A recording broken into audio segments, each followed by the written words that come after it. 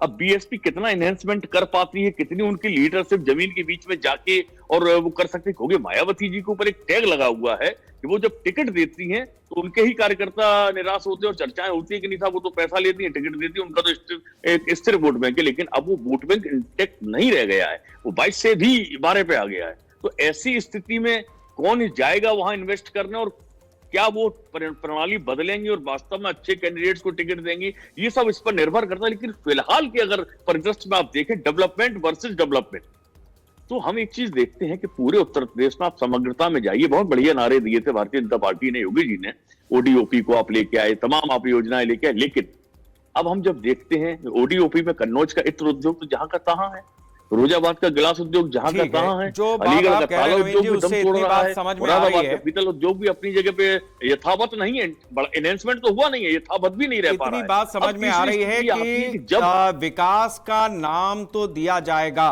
मुलम्मा चढ़ाया जाएगा, लेकिन आखिर में जा करके और सारी चीजें इसी आधार पर फंसेंगी जहां पर जातीय गोलबंदी हमने बीते चुनाव में भी देखी है। मतलब ये पैटर्न पूर्ण बहुमत की सरकारों के साथ में भी चला है 2007 ऑनवर्ड्स। मायावती जीती हो, चाहे अखिलेश जीते हो या बीजेपी जीती हो, ये गोलबंदी अपनी तरह से रही है। कबीर जी, मैं आपसे जानना चाहूंगा कि जो आपकी पॉलिटिक्स रही है, उस पॉलिटिक्स में अभी तक जिस तरीके का नैरेटिव सेट करते थे, या बीजेपी अभी भी करती है, विपक्ष करता है आपके विरोधी, कि कानून व्यवस्था को याद कर लें और उन लोगों को याद कर लें जो लोगों को प्रताड़ित किया करते थे, या थानों में क्या स्थिति होती थी वगैरह वगैरह। आपको लगता है कि उन चीजों से कहीं आप पार पा पाए हैं? क्योंकि अब वो लोग तो रहे ही नहीं, वो तो मिट्टी में मिल गए जो आपकी सरकार में आकर के और माफियागिरी करते थे। उनका काम तो बीजेपी ने ही खत्म कर दिया। तो अब तो आपके लिए खुला मैदान है कि आप डेवलपमेंट पे चुनाव लड़ सकते हैं, कहें कि वो तो बीजेपी ने खत्म कर दिया, उनका धन्यवाद, अब हमें डेवलपमेंट पे वोट दे दो, पीडीए वीडीए किनारे करते हैं हम।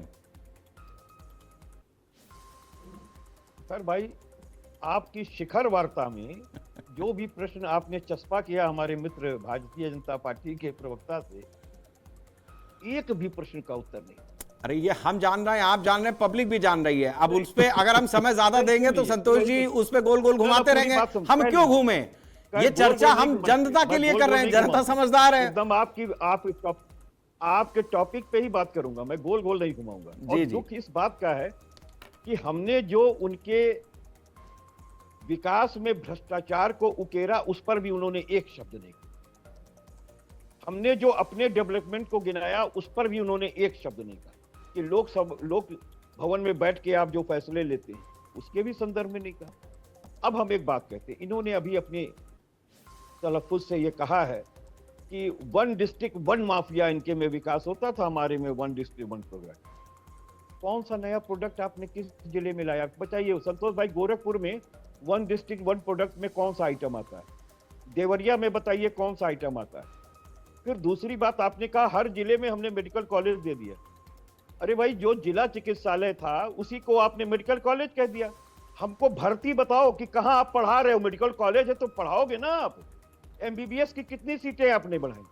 क्या आपने जिला चिकित्सालय और मेडिकल कॉलेज के अंदर जो डॉक्टरों की कमी, जो कंपाउंडरों की कमी, जो नर्सेस की कमी थी, क्या आपने पूरी कर दी? आज भी 10,000 पद रिक्त हैं डॉक्टरों के पूरे उत्तर प्रदेश के अंदर, डॉक्टर के। और आप बेड हेड टिकट बता ही नहीं पाओगे कि कौन से मेडिकल कॉलेज में, आप सिद्धार्थनगर में बताओ कहां बना है, आप बताओ देवरिया में मेडिकल कॉलेज कहां बना हुआ है, आप बताओ हमें मेडिकल कॉलेज, आप बस्ती में बता दो ना कहां बना हुआ है। हाँ, नहीं बता पाओगे आप।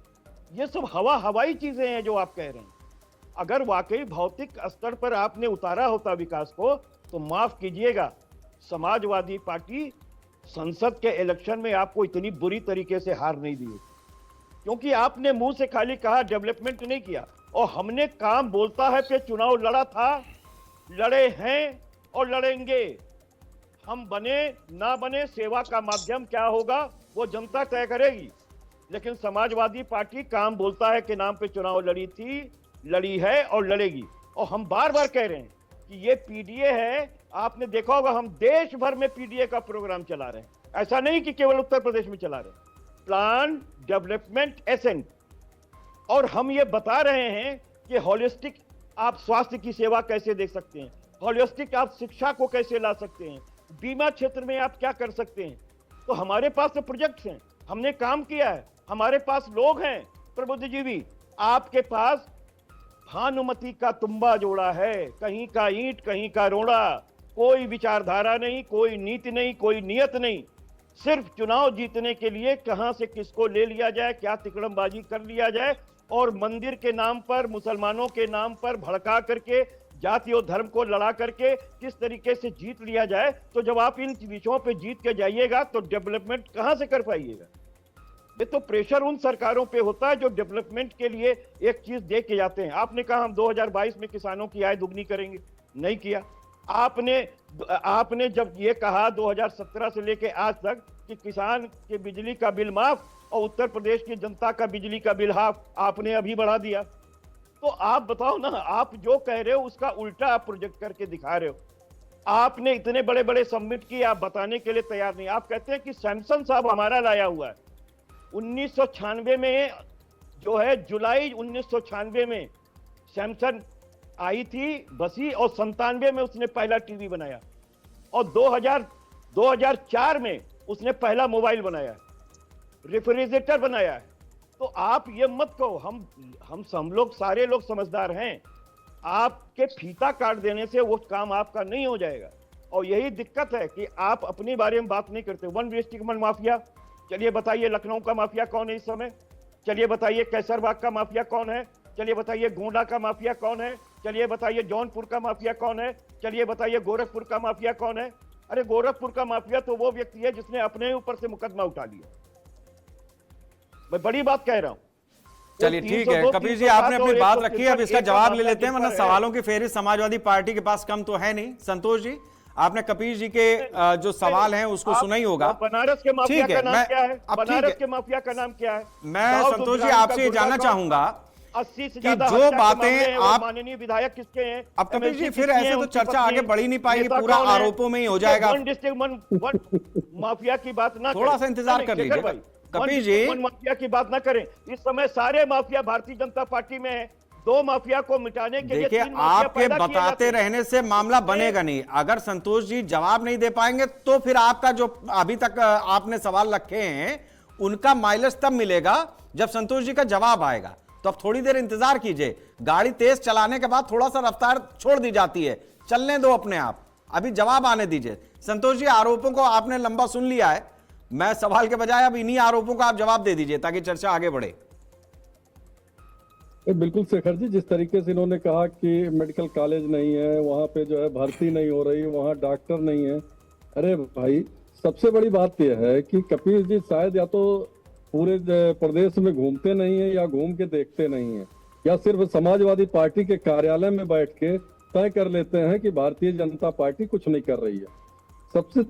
जो चीजें हैं, जो विकास है, वो सड़क पे दिखता है।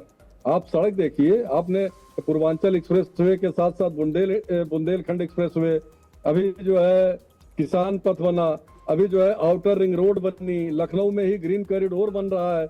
आप निकलो तो शहर में, आप शहर में निकलना नहीं चाहते हो। आपका नेता भी शहर में नहीं निकलते हैं, उनको भी जो है वही कमरे से बैठ के भारतीय जनता पार्टी की कमियां गिनानी है।